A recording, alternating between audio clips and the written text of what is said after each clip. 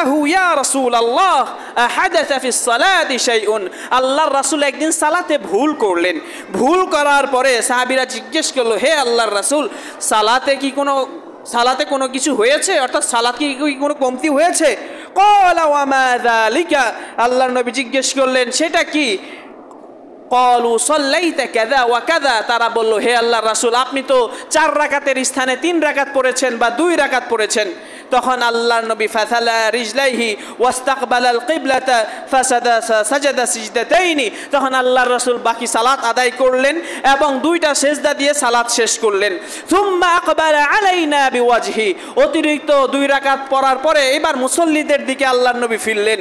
ফাকালা ইন্নাহু লাউ হাদাথা ফিস সালাতি শাইউন আম্বাতুকুম, যদি সালাতের নতুন কোনো বিধান আসে তাহলে অবশ্যই আমি তোমাদেরকে জানাবো, তবে মনে রেখো ওয়ালাকিন ইন্নামা আনা বাশার, আমি তোমাদের মতোই একজন মানুষ।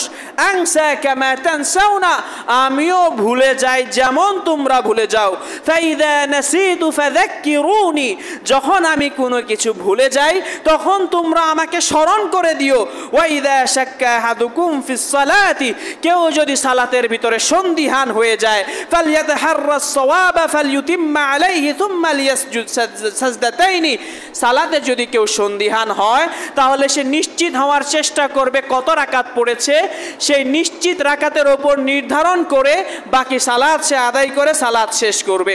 হাদিসটি হলো সাহিহুল বুখারীর 1226 এবং সাহিহুল মুসলিমের 572 নম্বর হাদিস। এই হাদিস থেকে এটা বোঝা গেল যে সালাতে ভুল হওয়াটাই স্বাভাবিক, অস্বাভাবিক কিছু নয়।